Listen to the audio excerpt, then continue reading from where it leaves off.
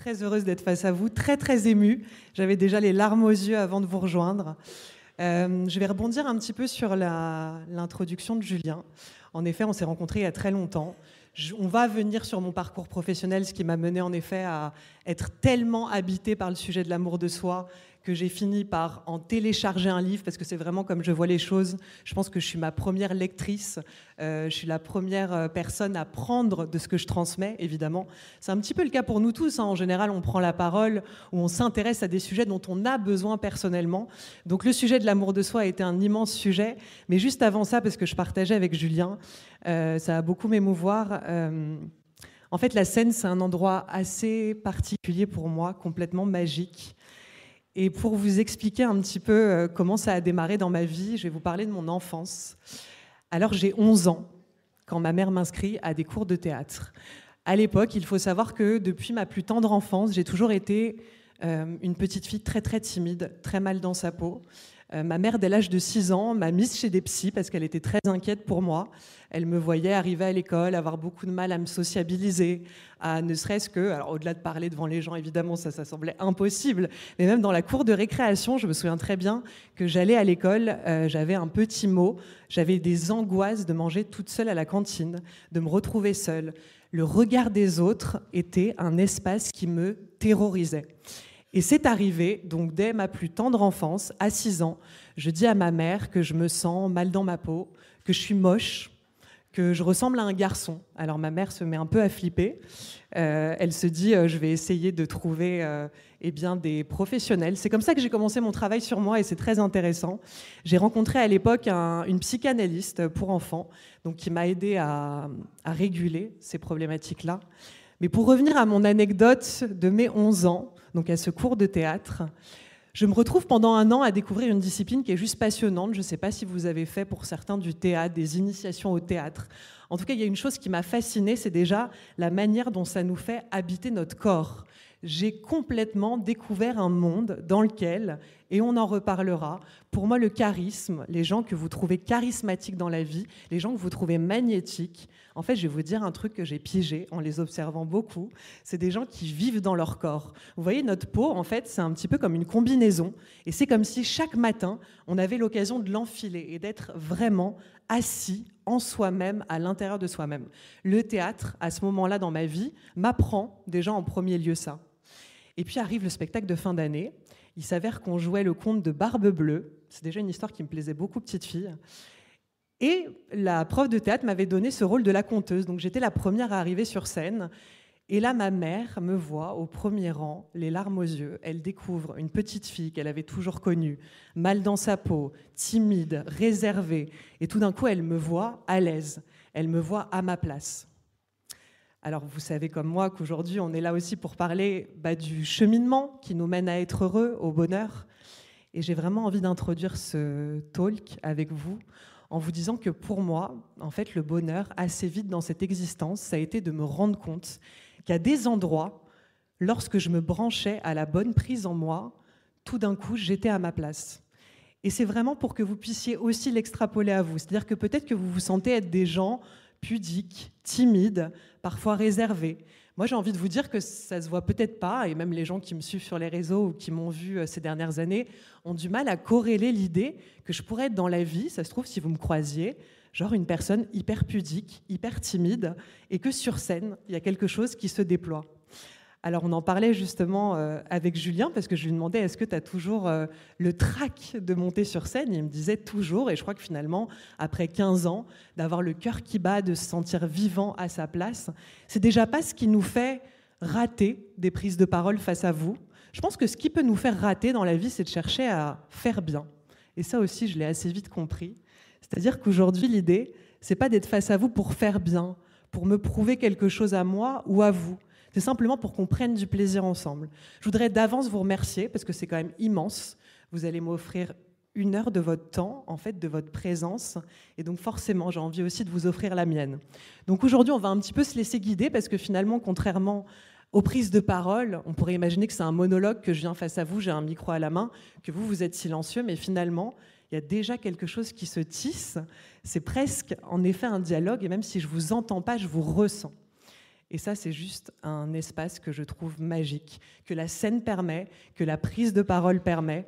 Et pour revenir à la question de l'épanouissement, du coup, dès mes 11 ans, je vis cette expérience complètement transformatrice, où je me dis, Nathalie, quand tu te retrouves sur les planches d'une scène, là exactement comme en cet instant, il y a un truc qui se passe. Alors moi, à l'intérieur, je peux avoir le trac, me sentir bizarre, ça peut circuler un peu dans tous les sens, mais il y a quand même une espèce d'aisance, et même, j'ai envie de dire un mot que j'adore, une évidence. Je me suis promis, à ce moment-là de ma vie de petite fille, que je suivrais tous les endroits où je ressentirais cette évidence. Alors voilà, Julien l'expliquait, on s'est rencontrés, j'étais jeune, hein, je lui ai dit que j'ai longtemps menti sur mon âge, donc il me disait « c'est bien, tu vieillis bien », mais en fait les gens pensent que ça fait 10 ans que j'ai 30 ans, et c'est juste que j'ai beaucoup menti. En tout cas, dès cette époque, je me suis dit, en passant au collège, puis au lycée, toutes ces étapes qu'on a connues évidemment, je me disais, Nathalie, fais les choix dans lesquels tu vas prendre vie.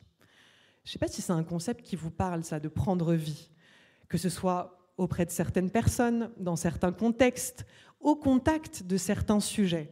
Moi, je pense que absolument nous tous, sur Terre, au contact de certains lieux, certaines dimensions, il se passe un flux magique qui se met à circuler en nous, et tout simplement qui s'appelle la vie. Et on se pose toujours la question de qu'est-ce qui fait qu'on se sent vivant. Je vous invite vraiment à vous poser cette question, parce que pour moi, c'est directement lié. Les endroits où je me sens vivante, c'est les endroits où je me sens heureuse, à ma place, épanouie. Et dans ces moments-là, exactement comme le moment qu'on vit, je pense que je vais longtemps y penser après l'avoir vécu, même les jours qui vont suivre. C'est comme si j'allais récupérer un petit peu dans mon coffre intérieur, mon coffre au trésor, eh bien, un échantillon de ce moment que je n'oublierai pas, comme toutes les prises de parole que j'ai eu la chance de faire. On a fait tous les deux une conférence TEDx, et c'est aussi des moments assez marquants de proposer nos sujets, de se rendre compte qu'évidemment, on apprend un petit peu des sujets, on va parler de l'amour de soi, hein, tout le monde peut en parler à sa manière. L'idée, je trouve, dans cette vie, c'est de se dire que lorsqu'on teinte n'importe quel sujet de notre personnalité, de nos couleurs, de notre texture, c'est comme si un peu... Vous voyez, quand on mange, on métabolise les choses. Bah, finalement, l'idée, c'est que le bonheur, c'est un sujet. On pourrait tous en parler, on en parlerait tous d'une manière différente. Et c'est ça qui est important. C'est pour ça que malgré ce que vous pensez, vous avez votre place. Vous avez une place à prendre ici, sur cette terre, au contact de sujets qui vous émerveillent. Chez moi, l'amour est évidemment un des sujets qui m'émerveille. Mais j'imagine que pour beaucoup d'entre vous, c'est des sujets similaires, le bonheur, l'épanouissement, la santé, évidemment, la santé holistique. Alors, je reviens quelques instants à mon parcours. Après le lycée, j'ai fait des études littéraires. Il s'avère qu'aujourd'hui, j'ai la chance d'être une auteure comblée qui va publier son 4e livre l'année prochaine. J'ai toujours adoré les livres. Les livres m'ont appris à vivre, et d'une manière poétique. Je pense que parfois, vous comme moi, avec l'actualité, avec ce qu'on traverse, avec nos enjeux de vie personnels, il y a des moments où il faut s'élever. Et les gens qui savent poser des mots, qui savent formuler des phrases qui nous font voyager, qui nous font rêver, ça m'a toujours permis quelque part de survivre aussi à ce qu'on pouvait trouver à des instants abominables dans cette humanité, dans cette existence, chez les autres. Et que l'idée, c'est qu'on puisse chacun être porteur aussi de cette forme de poésie. Encore une fois, vous en avez une, comme moi. C'est peut-être pas par les mots, c'est peut-être par la musique, par l'art, par la danse, par tout autre domaine dans lequel, justement, vous allez sentir l'évidence dont on parlait. Donc, il s'avère qu'après le bac, je me dis, je rêve d'être journaliste. J'ai envie de donner la parole aux gens. Faire de la radio, c'était pas trop au programme. En tout cas, j'avais d'abord envie d'écrire. Et puis, j'ai une maman qui est coiffeuse. On a grandi avec des petits moyens. C'est pas comme si j'avais eu des parents qui m'avaient dit « Peu importe ce que tu veux faire, Nathalie, ce sera OK, on va t'aider ». Alors bien sûr, hein, j'ai reçu vraiment tout ce qu'on a besoin de recevoir, c'est-à-dire l'amour. Ma mère m'a donné énormément confiance en moi parce qu'elle m'a tellement choisi, elle m'a tellement voulu et désiré que finalement, je me suis toujours sentie complètement privilégiée sur Terre. Et donc je décide, malgré l'avis de tous mes potes, et je me souviens très bien à l'époque que je leur dis, on a 18 ans, je leur dis, moi je vais trouver mon métier. Ils me disent, mais Nathalie, on est en France, est-ce que tu crois vraiment que déjà tu pourras devenir journaliste sans diplôme ? C'est un métier qui est bouché, les gens passent déjà 5 ans d'études pour arriver à ce niveau-là. Et donc je me souviens que tout cet environnement, tous ces arguments, ça ne me parlait pas.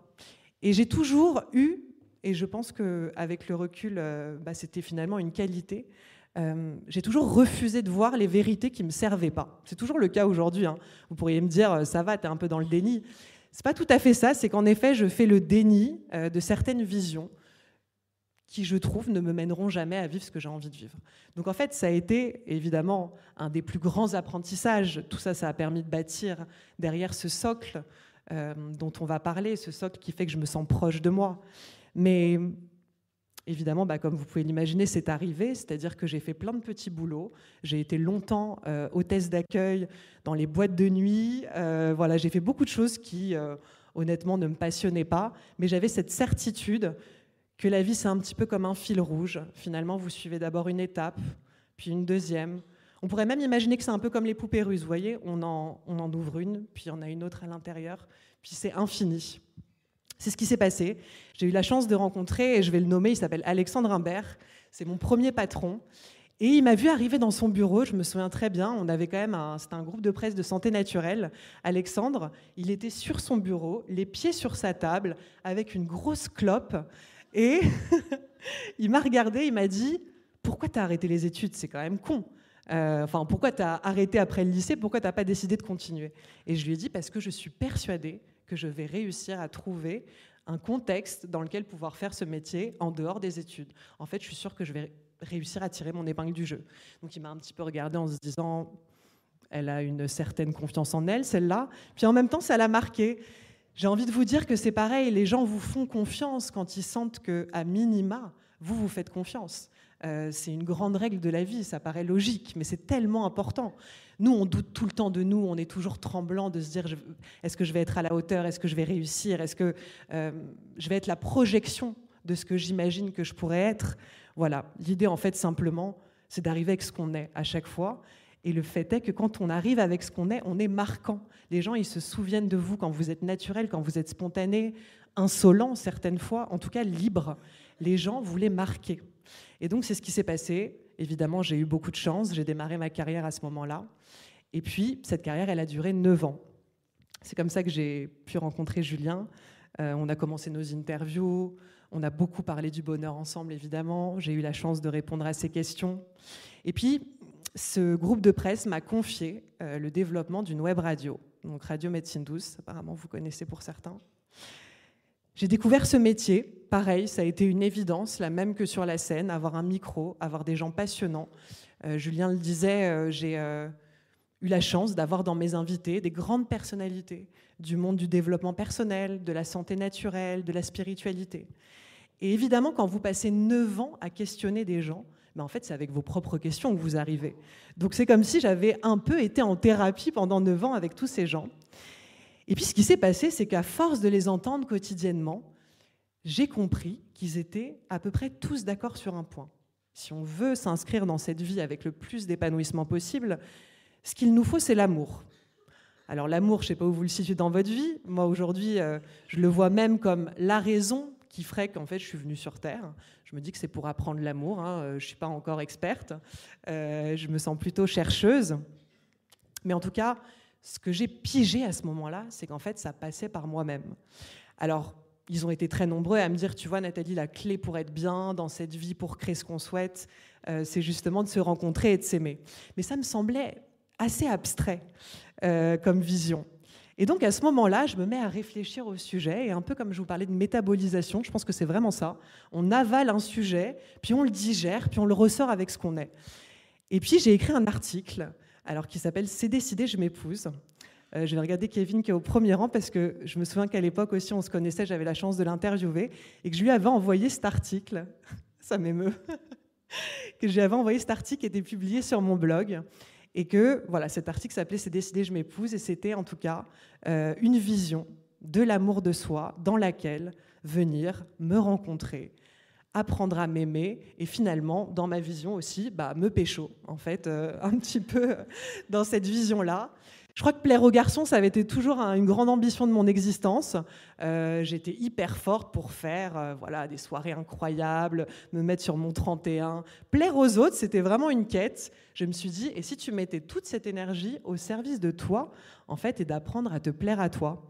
Donc je me suis emmenée au resto, je me suis fait des rendez-vous galants, je me suis même emmenée en voyage. J'ai passé 1 an à dépasser des peurs, à me découvrir, un petit peu comme on parlait de la scène, en dehors de la vision que j'avais de moi, et je continue de le faire aujourd'hui à 33 ans, de ne pas rester dans juste des visions un petit peu étriquées de moi, mais d'aller vraiment au-delà de ce qui faisait battre mon cœur, mais qui en même temps me faisait trembler. Et au bout de cette année, je réalise à ce moment-là que je suis toute seule. Évidemment, on vit dans une société dans laquelle la rencontre avec l'autre est quelque chose qui nous met certaines fois une forme de pression, même si je ne dis pas que ce n'est pas une des plus belles choses sur Terre, que d'être en couple, que d'être lié, que d'avoir des gens qu'on aime autour de soi, que d'avoir un partenaire à ses côtés. C'est juste des choses, évidemment, qui sont des sources de bonheur. Mais disons que vous réveillez avec vous-même, c'est ce qui se passe tous les matins, vous vous réveillez avec vous, vous vous endormez avec vous. Et je me suis dit, putain, mais ne pas pouvoir blairer cette nana avec laquelle je vais me réveiller chaque matin jusqu'à la fin de mes jours, c'est juste pas envisageable, en fait. Donc à ce moment-là, évidemment, ça a été aussi d'approfondir cette relation que j'avais à moi. Quand on parle d'amour de soi, je me souviens une fois, je donnais une conférence, il y a une personne qui me dit « Ouais, mais vous êtes une jolie femme, donc en fait, c'est assez facile de vous aimer. » Et là, je me suis dit, en fait, les gens n'ont rien compris. C'est-à-dire que s'aimer, c'est pas se valider dans l'extérieur de ce que vous représentez.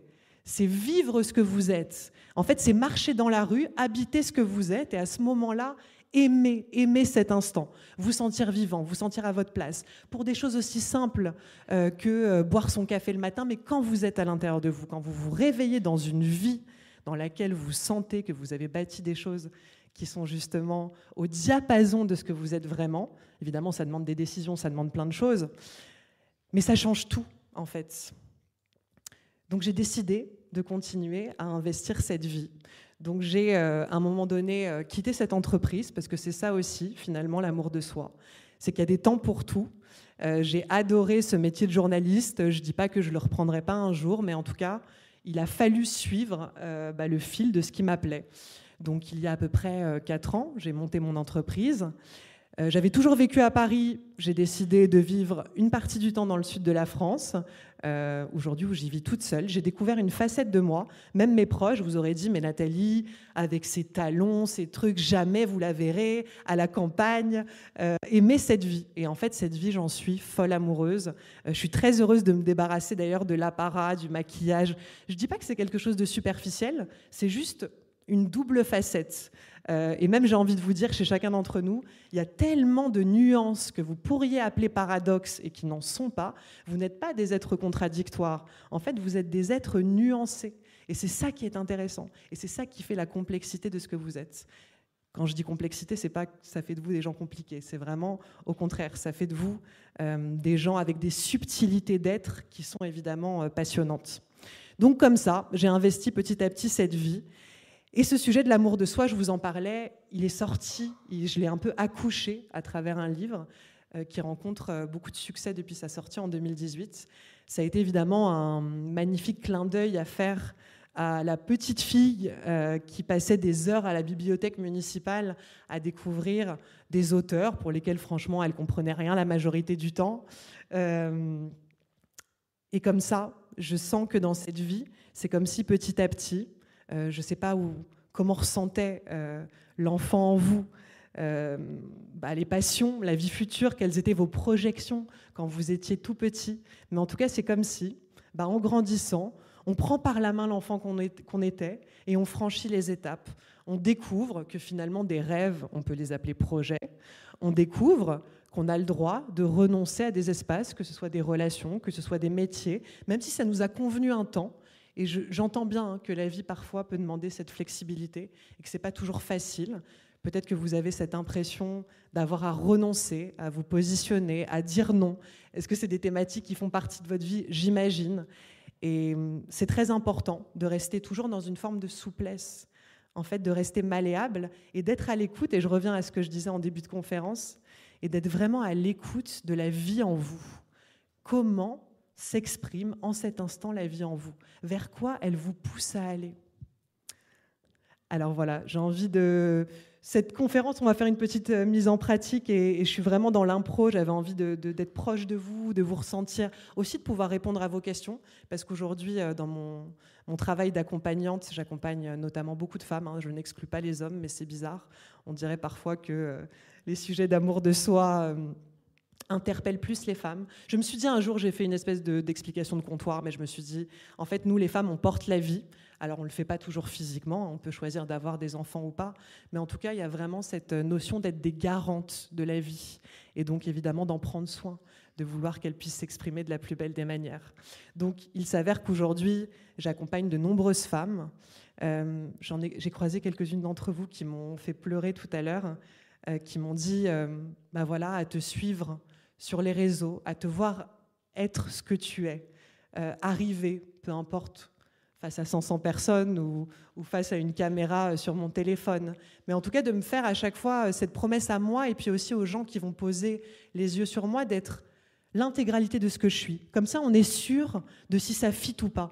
Là, vous me voyez tel que je suis. Au moins, vous pouvez vous dire, elle ne m'a pas menti, elle n'a pas cherché à paraître, elle s'est présentée telle qu'elle est. Et là, je sais si je peux ou pas accrocher avec elle, lui faire confiance. Et c'est quelque part aussi qu'on adhère ou pas à ce que je suis, c'est pas la question, mais finalement, ce dont je me rends compte avec les années, c'est que ça donne aussi une autorisation, en fait, à beaucoup de gens qui me regardent et qui se disent, mais en fait, on a le droit d'arriver, on a le droit de trembler, on a le droit de dire ce qu'on ressent, que ce soit à des inconnus, que ce soit aux gens connus de votre existence. Voilà, à vos parents, par exemple. J'ai aujourd'hui le sentiment d'être vraiment en phase avec mes parents, parce que toutes ces dernières années, au contact aussi de mes enjeux de vie, eh bien, j'ai pu regarder un petit peu l'héritage qu'ils m'avaient transmis. Il y avait des choses magnifiques, et puis il y avait des choses qui étaient bien plus douloureuses, pouvoir avoir des échanges avec eux autour de ça. Voilà, c'est des choses que je vous invite à faire, de venir peut-être parfois délester votre cœur aussi de ce qui a été douloureux pour lui, et de pouvoir avancer en laissant, vous savez, on parle beaucoup de boulet au pied, bah, c'est finalement un peu ça. On prend notre petite scie, puis on y va, on prend notre courage à deux mains. Et évidemment, je vois avec beaucoup de personnes, ça peut être parfois difficile de dire à nos parents ce qu'on a ressenti dans l'enfance, dans notre vie, ce qu'on ressent lorsqu'on reçoit certaines fois des remarques, des jugements. Donc voilà, moi je vous inviterai dans cette vie à être vraiment sincère. Mais vous savez, pour être sincère avec les autres, il faut évidemment être très très honnête avec soi. Et l'honnêteté avec soi, bah, ça prend du temps. Ça prend du temps d'observation, ça prend du temps de conscience, ça prend du temps aussi de se retrouver vraiment dans son espace relationnel à soi-même. Et mon livre, finalement, c'est Décider, je m'épouse, il a un petit peu cette idée-là, c'est-à-dire que je me dis, on tisse plein de relations, là, vous et moi, en cet instant, on tisse une relation avec les gens qu'on connaît depuis longtemps, et puis finalement, on tisse une relation avec soi. Et je crois que je suis devenue, en fait, quelque part, un peu une thérapeute de couple intérieur, c'est-à-dire qu'entre vous et vous-même, ça se trouve, c'est la merde, et vous allez faire appel à moi pour mieux comprendre ce qui se joue, pour peut-être mieux comprendre tous les espaces dans lesquels aujourd'hui vous ne vous suffisez pas, vous vous trouvez trop, pas assez. Ça, c'est très banal, hein, mais c'est très présent. Tous les endroits où on est déçu de nous, on a l'impression que c'est compliqué de prendre certaines décisions, ça demande du courage. Voilà, donc l'idée aujourd'hui, évidemment dans cette prise de parole, c'est de vous impulser en fait ce courant de vie, parce qu'évidemment, il y a plein de fois où c'est pas confortable. Depuis hier, j'ai l'impression d'être dans un mutisme absolu à l'idée de vous retrouver, c'est difficile, voilà. Mais en même temps, en cet instant, et après les heures qui vont suivre, je vais vraiment goûter à la beauté de justement dépasser, comme on le disait certaines fois, ces inconforts. Et peut-être que par rapport à vous tous, en fonction de là où vous en êtes dans vos vies, peut-être qu'il y a des décisions que vous avez envie de prendre et qu'elles ne sont pas forcément faciles. Peut-être que vous pouvez vous dire, mon entourage n'est pas un entourage qui me tire vers le haut.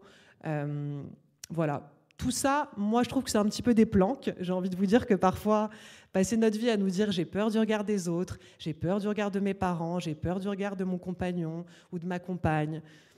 En fait, quelque part, vous vous trouvez des excuses. Les autres, à partir du moment où ils vous voient à votre place, même si 2 secondes avant, ils étaient en hésitation, ils sont complètement d'accord pour vous suivre quand ils vont voir que justement, vous êtes en train de vous faire vivre une vérité qui vous sert, un petit peu comme ce qu'on disait tout à l'heure. C'est-à-dire que c'est un peu comme le sujet des croyances, je ne sais pas si vous en avez parlé tout au long de ce week-end, mais c'est vraiment ça, quand je vous dis ne suivez pas des vérités qui ne vous servent pas dans cette vie et mettez-vous à croire à des espaces dans lesquels vous vous sentez appelé et de la manière dont vous vous sentez appelé. En fait, on est tous guidés. Je ne vais pas rentrer dans un truc spirituel parce que je pense qu'avant tout, il y a une vraie guidance avec soi-même. Il peut y avoir une guidance supérieure, bien sûr. Ou d'ailleurs, en vous disant ça, je pense à ma grand-mère qui est enterrée de l'autre côté du bassin, à Andernos-les-Bains, pour ceux qui connaissent la région. Et ma grand-mère, je lui ai dédié mon 3e livre. Et c'est vrai que parfois, quand les gens ont compté énormément dans cette vie, eh bien, même après leur mort, ils continuent de nous accompagner. Donc, vous êtes guidés par les gens que vous avez aimés et qui sont toujours là près de vous. Et vous êtes guidés, évidemment, avant tout par vous-même. Donc j'ai envie de vous proposer, là j'en vois certains qui écoutent ma voix et s'endorment, tant mieux, ça me fait plaisir. Alors, on va faire une petite mise en pratique, si vous voulez bien. Est-ce qu'on peut peut-être un tout petit peu baisser la lumière de la salle ? Alors, ce que vous allez faire, c'est que vous allez placer votre main gauche sur votre cœur et la main droite sur le ventre. Voilà, puis petit à petit, vous allez rester connecté à ma voix et vous allez fermer les yeux. Vous allez vous plonger à la rencontre de la personne qui vit en vous. Peut-être que cette personne, parfois, elle vous semble être une personne éloignée, un peu inconnue, parfois effrayante. Vous n'êtes pas toujours sûr de pouvoir lui faire confiance. J'ai envie que justement, là, en cet instant, vous puissiez, au fur et à mesure de ma voix, vraiment vous connecter à l'intérieur de vous. Tout d'abord, sentir, au niveau de votre main gauche, les palpitations du cœur. De sentir que vous êtes en vie. Ça peut paraître bateau dit comme ça, mais parfois on oublie simplement que là, nous sommes en vie et qu'on a de la chance, une chance inouïe de pouvoir vivre. Alors évidemment, d'avoir un temps imparti sur Terre, mais pour l'instant, cet instant, de vous sentir là, vivant, connecté à vous. Et sous ce cœur que vous sentez battre, je voudrais que vous puissiez là vous adresser des mots d'amour, des mots bienveillants. Que souhaitez-vous promettre à ce cœur qui bat ? Que souhaitez-vous promettre à la personne qui vit en vous ? Tout au long de notre vie, on suit beaucoup d'engagements, des engagements à nos métiers, à nos responsabilités, souvent à des choses pas très marrantes. Alors que finalement, l'engagement à soi, c'est juste une chose fondamentale qui va tout changer. Alors oubliez tous les reproches, tous les jugements, tout ce qui habituellement freine le sentiment de pouvoir vous sentir bien en vous, à la maison, parce que chez vous, en vous, c'est la maison. C'est pas grave de pas avoir su avant. C'est pas grave d'avoir certaines fois galéré à vous offrir le meilleur, mais là, on va prendre l'occasion de ce moment, de ce dimanche, pour ancrer en vous la promesse d'une union qui dure toute une vie. Adressez-vous encore quelques mots d'amour.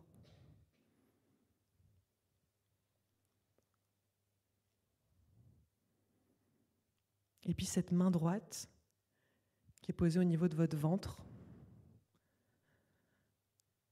elle vous permet de vous connecter à l'action viscérale. Pas à toutes les actions qu'on mène pour être reconnu du monde extérieur, pour répondre aux attentes. Vraiment, aujourd'hui, d'avancer et que chaque pas qui guide votre vie soit connecté à ce ventre dans lequel on ressent tellement de choses. C'est comme si parfois, j'ai souvent imaginé que mes rêves s'étaient logés là et que dans tous les espaces où je me mets à me sentir exaltée, c'est là où je me sens guidée par ce qui est le plus profond de moi. Sentez maintenant et mettez de la conscience au niveau de vos deux mains, ce cœur, ce ventre. On peut même aller plus loin. Imaginez que l'âme se trouve entre les deux espaces, au niveau du plexus solaire, et c'est comme si, en cet instant, vous devenez l'écrin que vous attendiez. Vous devenez la place que vous cherchez à prendre. Vous devenez vous. Vous rentrez dans votre peau et vous aimez ça.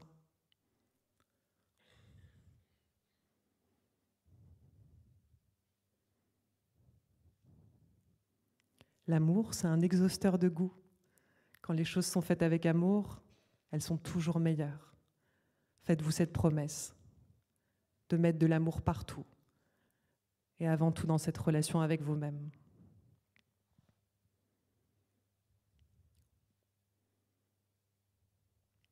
Et puis petit à petit, vous pouvez reprendre contact avec la salle, le monde extérieur, et puis quand vous vous sentirez prêt, ouvrir les yeux. Peut-être qu'on va en perdre certains dans la sieste.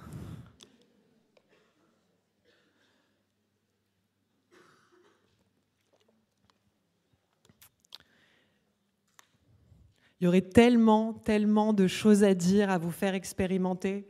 J'ai vraiment envie qu'on puisse entamer un dialogue. Peut-être que ça va être l'occasion pour vous de dépasser des peurs, justement, comme je vous ai encouragé à le faire. Prendre la parole devant les gens, finalement, on se rend compte que quand on le fait, ça va, en fait. C'est pas si grand que ça. Voilà, l'idée, c'est que vous puissiez poser vos questions, des questions qui sont vos questions intimes, personnelles. Mais vraiment, en cet instant, j'ai envie de vous dire, faites de la relation à vous, comme je vous l'ai dit, au-delà d'un écrin. J'ai employé ce mot socle absolu. Bon, j'ai un grand truc pour les grands mots, hein, c'est mon côté écrivain, mais socle absolu d'épanouissement. Parce qu'en fait, dans cette vie, on a envie quand même de pouvoir être assis sur quelque chose de confortable. Moi, je ne suis pas une femme qui vous dira tout le temps qu'il faut se mettre dans l'inconfort, même si certaines fois, vous avez eu David en conférence, j'ai découvert les bains froids il y a 2 ans. Je me suis mis dans des bains de glaçons alors que je suis quelqu'un de très, très frileuse. Il y a des moments où c'est important de plus réfléchir et de sortir des espaces qu'on trouve confortables. C'est tout aussi important de trouver des espaces dans lesquels, justement, on est relié à ce qui est le plus confortable. Comme je vous disais, la maison. À l'intérieur de vous, c'est votre maison. Au contact de vous, c'est ce que vous devez petit à petit dans cette vie commencer à tisser avec vous-même. Et de savoir prendre un petit peu la température de comment ça se passe aujourd'hui à votre contact, face à telle interaction avec une personne, dans tel contexte, sentir toutes les fois où votre corps il va vous parler. J'imagine que vous avez eu des conférenciers autour de ces thématiques-là. Évidemment, le corps, pour le coup, il ment jamais. La tête, elle peut nous raconter que là, oui, on est ouvert d'esprit, on le sent quand même, mais finalement, on peut très bien voir au niveau du corps assez vite si les choses sont justes ou pas pour soi. Et il n'y a pas à se justifier, en fait, de si ça vous va ou pas.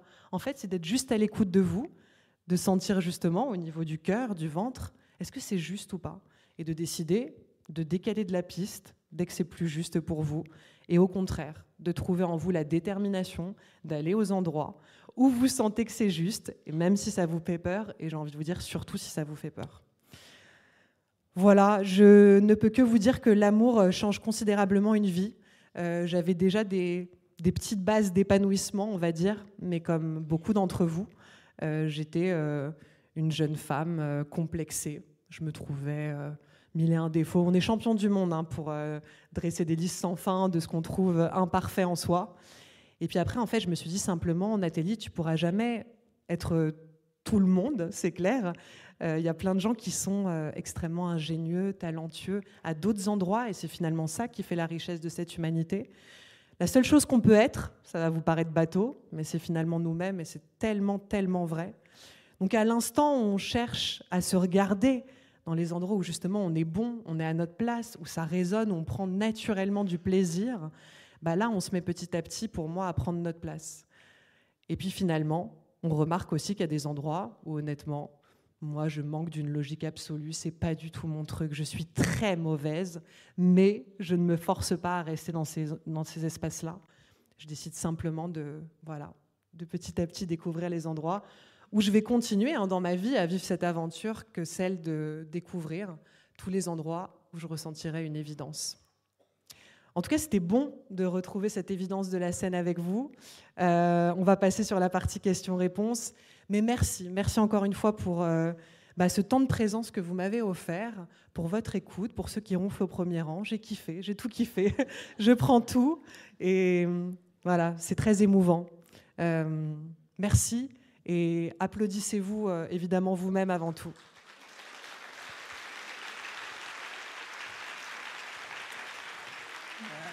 Je pense qu'on va vous passer peut-être un micro dans le public, c'est ça? Alors, qui a une question?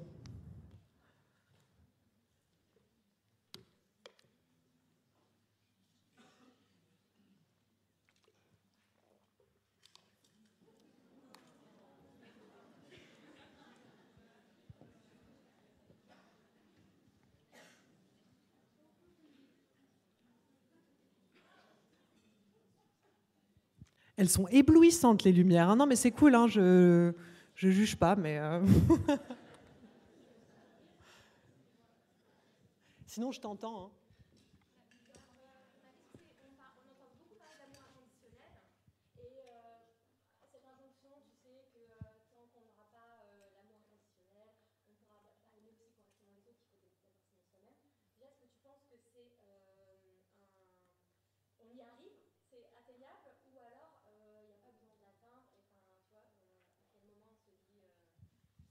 C'est une super question. Moi, je ne crois pas du tout en l'amour inconditionnel. C'est-à-dire que si, par exemple, l'homme que j'aime tue quelqu'un, je ne vais plus l'aimer, en fait. C'est juste impossible. Même pareil, quand on en parle avec nos enfants, est-ce qu'on se doit, par amour, de tout accepter de l'autre? En fait, c'est davantage... Je te cherchais. C'est davantage cette question-là. Finalement, moi, j'ai vu que plein de fois dans la vie, avec les gens que j'aimais, par amour pour eux aussi, c'était de leur mettre mes limites, c'était de leur dire non. De leur dire, là, tu vois, tu es en train de te répandre sur moi. Là, tu es en train de devenir une personne qui est méchante, qui va trop loin, qui est frustrée, qui n'est pas bien.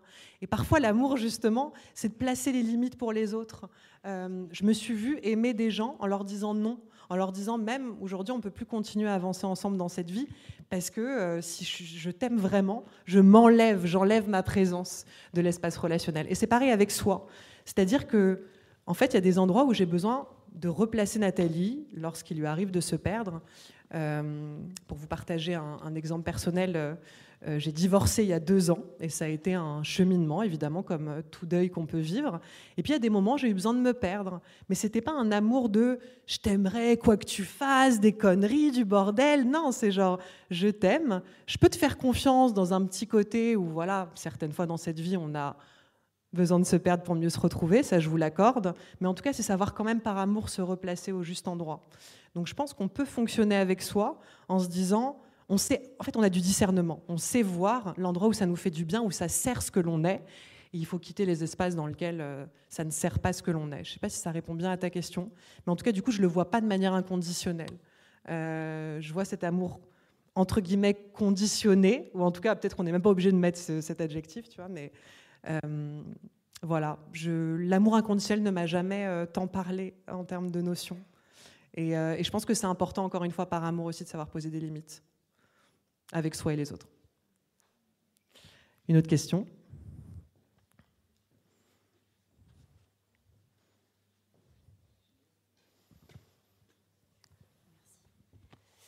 Est-ce qu'il y a des outils ou des clés pour apprendre à s'aimer? Parce que finalement, on apprend plein de choses à l'école et dans plein d'autres environnements, mais on n'apprend pas forcément que la base, c'est de commencer par soi.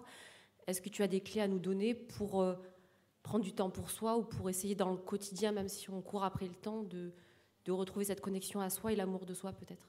Acheter mon livre. On va voir ça tout à l'heure. Non, je répondrais, en fait, toi, qu'est-ce qui fait que dans cette vie, tu te sens séduite? À quels endroits et par quel biais tu te sens aimée? En fait, c'est commencer à te poser ces questions-là. Je pense que là-dessus, on peut être tous différents. Moi, je suis une femme, j'aime la tendresse, par exemple. C'est infini pour moi. Donc forcément, si j'ai envie de commencer à faire vivre ou faire naître au départ de l'amour pour moi, je vais fonctionner avec moi dans une forme de tendresse relationnelle, de fonctionnement, d'être, de me mettre dans des bulles qui sont douces, qui sont agréables. Je sais que je suis aussi une femme qui tombe assez amoureuse des gens qui la surprennent. Donc quand j'expliquais que je me suis mise à me tester sur 1000 challenges, c'était aussi ça, parce que j'avais envie de me surprendre et que je savais que c'était une composante qui faisait que aussi dans la relation avec l'autre, souvent c'est comme ça qu'on peut mesurer, tu vois, tu te dis dans la relation avec l'autre, il y a tel élément qui fait que justement, je me sens séduite, je sens que ça fait naître de l'amour. C'est de penser aussi à tes valeurs profondes, tu vois, qu'est-ce qui est important pour toi de retrouver dans les liens d'amour que tu peux faire vivre, et du coup de les faire vivre à tes côtés.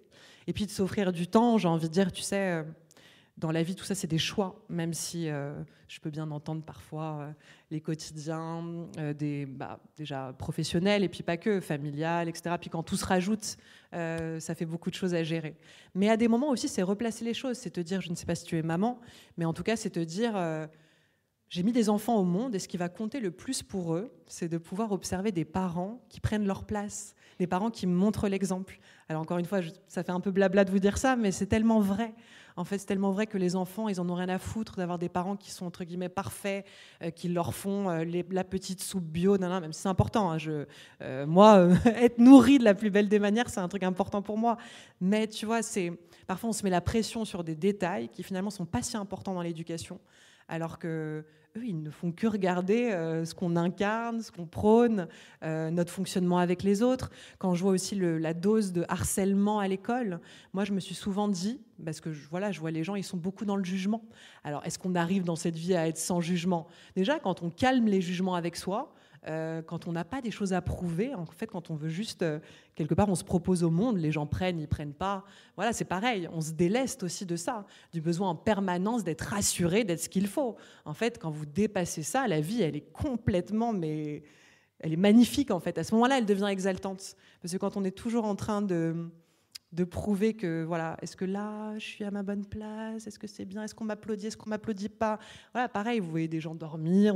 Dans 1000 conférences, je voyais des gens partir, qui étaient vénères. Enfin, voilà, mais c'est aussi accepter que juste l'autre, encore une fois, il vient, il est libre. Il y a des gens ici qui vont adorer ce moment. Il y a d'autres qui vont dire, bon, ouais, c'était pas mal. Ou sans plus, ou même, j'ai pas aimé. Mais en fait, quand tu ne passes pas ta vie à avoir besoin en permanence de l'approbation, déjà, ça change énormément. Donc, j'ai un peu extrapolé de ta question, mais en tout cas, est-ce que tu as des enfants? Ok. Donc voilà, donc j'imagine que la réponse a pu te parler et peut-être libérer du temps pour te dire, justement, à l'endroit où je culpabilise déjà, travailler sur vos culpabilités, c'est, je crois, une des émotions qui sert honnêtement le plus à rien sur Terre. Non, mais bon, rien ne sert à rien, mais voilà, la culpabilité, c'est pas quelque chose de très joli à se faire vivre. Et de lâcher cette culpabilité et de faire des choix, en fait. Et puis peut-être que tu peux mettre sur ton agenda voilà, des temps pour toi, de te demander qu'est-ce que j'aurais envie de faire, qu'est-ce qui me ferait plaisir, qu'est-ce qui serait sur mesure pour moi. Il y a une semaine, je me suis emmenée à l'opéra, c'était la première fois que j'allais à l'opéra toute seule, et c'est tellement bien. Ça ne veut pas dire qu'on exclut les autres, hein. Souvent dans mon discours, les gens ils me disent « Ah bah voilà, maintenant on se contente de soi ». Pas du tout, c'est pas du tout le propos. Le propos, c'est d'être bien avec soi et de faire ce prolongement avec les autres. Donc voilà, avec plaisir. Une autre question? Yes.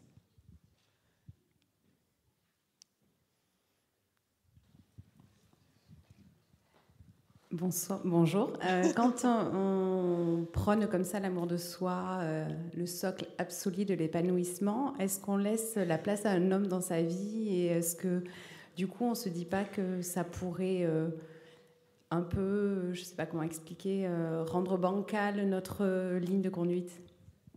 Tu sais, la majorité des gens qui sont en couple avec des personnes qui sont en insécurité affective, c'est jamais la récréation, hein, c'est jamais très agréable.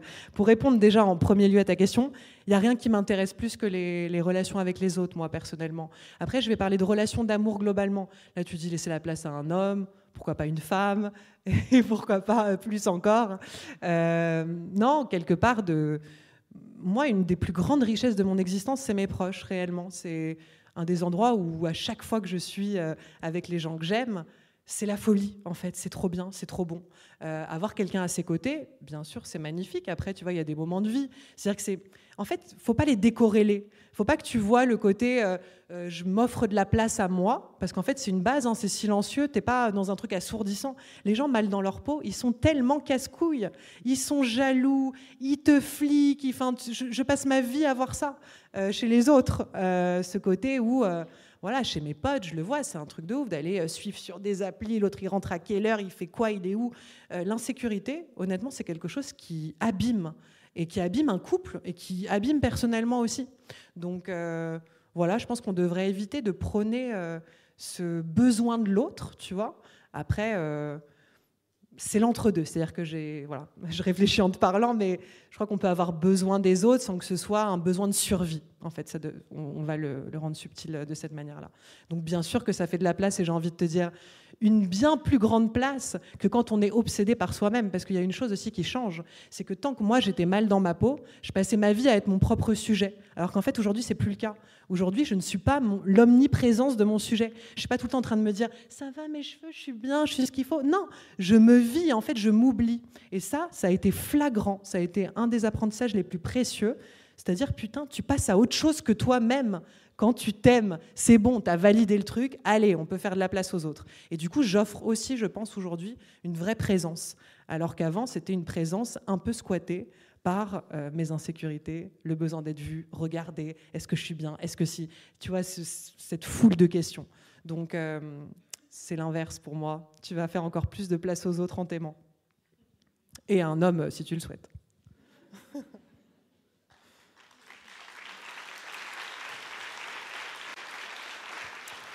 Est-ce qu'on a encore le temps pour une question ?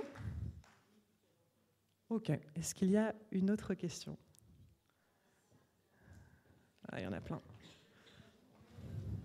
Merci. Ma question, c'est comment rendre moins abstrait le fait d'aimer une partie de nous qu'on n'aime pas trop ?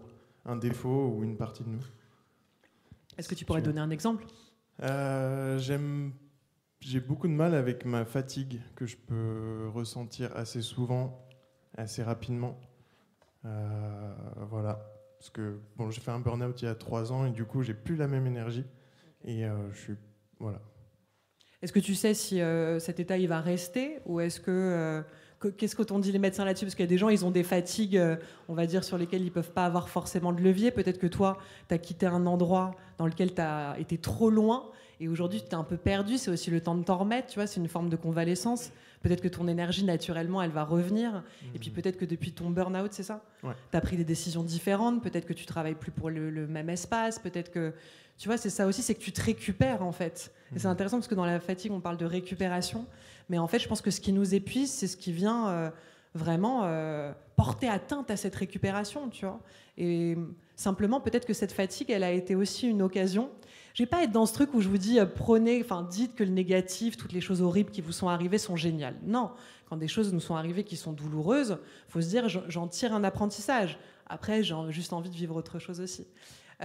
Mais peut-être que dans ton cas précis, ça a été une manière pour ton corps de te dire, à cet endroit-là, en fait, ça nous coûte, ça nous prend, ça nous creuse. Et tu as l'air jeune, tu as l'air d'avoir la vie devant toi, des passions à trouver, des endroits dans lesquels, tu vois, même quand on est fatigué, on vient. Par exemple, là, moi, typiquement, en cet instant, je vais ressortir, je vais avoir une énergie de feu. Parce qu'en fait, je suis venue récupérer de l'énergie en étant à cet endroit-là. Donc j'ai envie de te dire, aujourd'hui, lutte pas, parce qu'une des choses les plus importantes dans la dynamique relationnelle avec soi-même, c'est d'observer les endroits où on est en lutte. En fait, on est en guerre contre soi. Et toi, tu penses que ta fatigue, c'est elle qui te coûte, c'est elle qui t'empêche. Mais en fait, dis-toi, ça se trouve, elle m'a révélé à me faire enlever mes fesses d'un siège dans lequel j'étais pas à ma place, j'étais pas là où il fallait que je sois. Et déjà, tu la regardes différemment. Et le truc de la lutte aussi, c'est que j'ai l'impression que ça intensifie les choses en nous. Moins il y a des parties qu'on aime, plus on se dit ça, je veux vivre sans. Et plus cette part-là, elle prend de la place en fait. Donc ça, c'est assez étonnant. Donc teste l'idée de tout simplement dire à ta fatigue, ok, bon bah écoute ma sœur, je sais pas comment tu peux l'appeler, mais en tout cas lui dire, écoute maintenant, je vais faire avec toi, c'est-à-dire que je me sens peut-être un peu moins dans l'énergie vitale d'avant, mais je vais t'accepter, je vais te prendre dans la donne, et puis peut-être qu'à l'endroit même où tu seras plus en lutte contre ça, tu verras qu'elle se switchera et que tu sentiras qu'elle se transformera en forme, en excitation, en santé. Mais tu vois, peut-être déjà dans un premier temps, ou lui écrire une lettre, ou tu vois, moi c'est ce que je fais, j'écris des lettres d'amour à des parts de moi, voilà, ou leur dire, c'est bon, je te fais de la place en fait. Mais tu as de la fatigue en toi comme tu as une énergie vitale énorme. Donc en fait, ne choisis plus et ne regarde pas que cet endroit où tu t'es dit, peut-être mon corps m'a trahi. Ton corps ne t'a pas trahi. Ton corps t'a peut-être sauvé, tu vois. Donc en fait, en le voyant comme ça aussi, les choses, elles peuvent être intégrées différemment en soi-même.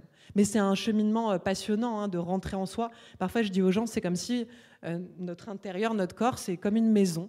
Et on est obligé de rentrer, voir un peu le vieux papier peint dans lequel on vit, les vieux meubles, etc. Et on fait ce tri. Et on se dit, ça, je ne veux plus avancer avec. Là, pour le coup, la fatigue, pour moi, c'est plus une température du corps pour dire, est-ce que là, ce que je suis en train de faire, le contact de cet espace, par exemple professionnel, est-ce que ce ne serait pas ça, finalement, le vrai sujet de fond, plus que la fatigue qui a été un révélateur de cet endroit où sûrement tu t'es senti un peu épuisé. Donc tu as l'air d'avoir une énergie vitale de ouf. Et voilà. Et mets-la à côté, en fait, ne choisis plus. Et n'aie pas peur de cette fatigue. Ne laissez pas des peurs envers vous-même. Je sais que c'est quelque chose que j'enlève au fur et à mesure. Parfois, on a peur de se voir se retrahir sur des choses. Et peut-être que si tu enlèves aussi cette crainte de te voir de nouveau, de plus être capable de te lever le matin parce que tu es épuisé, fatigué, déprimé, voilà, ça n'arrivera plus. En fait, c'était simplement un signe d'un endroit qui n'était pas adapté. Mais ça va te permettre de trouver les endroits qui le seront. Ça répond à ta question ? Oui, dans l'ensemble, oui. Merci. Merci à toi.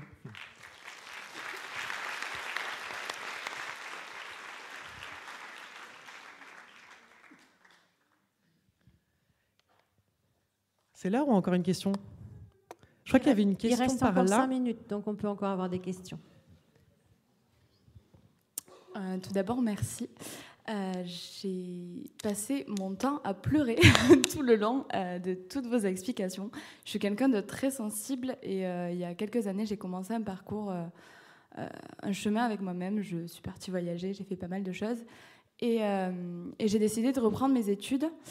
Donc là, je suis dans une licence en psychologie dans l'objectif de devenir psychologue.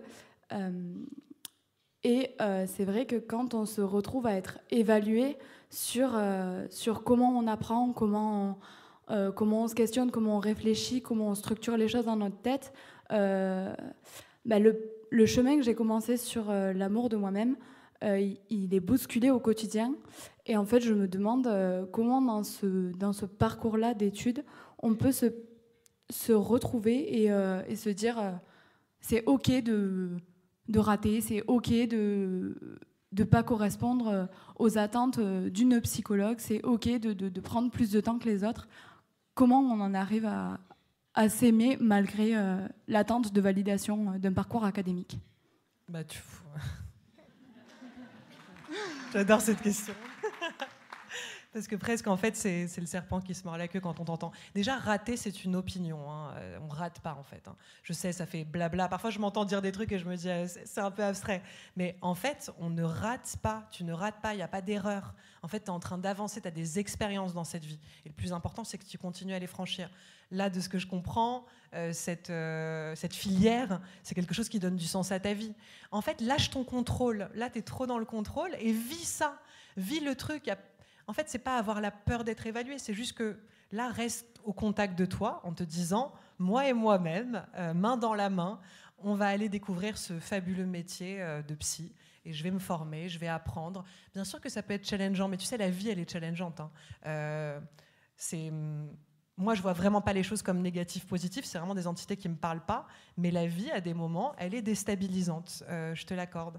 Mais justement, je pense que c'est petit à petit, c'est comme si ça nous fait lâcher le contrôle pour vivre davantage, c'est ce qu'on appelle l'abandon. Enfin, c'est un mot qui me parle. Abandon, c'est pas s'abandonner. Hein. C'est se laisser aller. On va dire qu'on va le voir comme ça. Un petit peu comme quand on fait l'amour et qu'on est en confiance avec notre partenaire et que du coup, voilà, on n'est pas en train de chercher à contrôler, à faire bien, à être ce qu'il faut. Voilà, juste tu vis le moment, tu es dans ton corps, tu es dans ta peau. Sois fier de toi.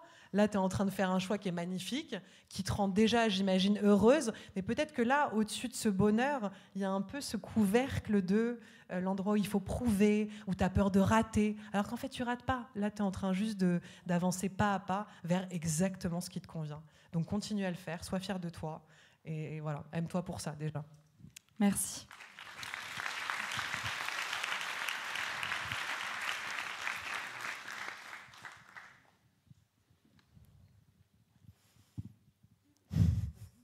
Est-ce que vous pouvez vous lever qu'on vous voit? Oui, j'arrive, je suis dans le fond. Oui, je voulais savoir exactement quelle était la définition pour toi du mot amour. Parce que pour ma part, moi, ça n'existe pas.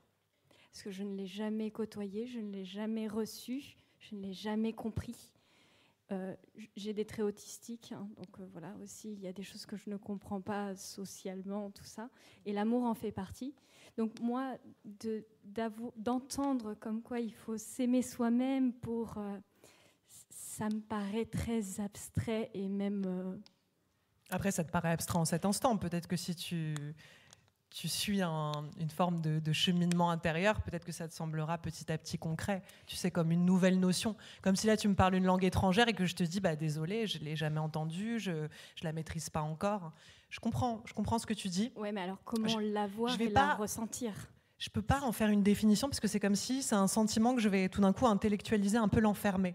Tu vois, donc j'ai envie de te dire que c'est quelque chose pour moi avant tout de physique. C'est-à-dire que c'est cette sensation un peu de flamme intérieure, d'endroit dans lequel je me sens dans une forme d'extase. Alors pareil, c'est peut-être des mots où tu me dirais définis-les parce que je ne les comprends pas. Avec des choses aussi simples que se réveiller le matin, boire son café dans un endroit dans lequel on se sent à sa place, heureux, etc. Ce serait déjà ça l'amour, tu vois, de se dire mais là, je suis traversée par un truc, mais c'est tellement fort, ça expanse ma poitrine, ça ouvre quelque chose. Tu vois, est-ce que dans tes relations avec les autres, peut-être même des amis, est-ce qu'il y a des gens, tout d'un coup, quand tu es en face d'eux, tu es là et ça te donne envie de sourire, il y a un flux qui passe, tu vois. L'amour, tu peux le nommer à cet instant-là, en fait. Mais les relations amicales, c'est pareil. C'est trop abstrait pour moi. C'est trop abstrait même dans le lien amical. Ah oui, complètement. Le lien social dans tous les termes. C'est peut-être qu'en fait... C'est chelou, je sais. Non, du tout. Mais tu sais, personne n'est chelou, on est tous chelous, en fait. Je crois que c'est surtout ça. Non, l'idée, c'est peut-être que toi, tu vas nous inventer une définition. Et tu vois, peut-être qu'elle n'existe pas encore et que c'est toi qui la détiens. Et en fait, que ta manière...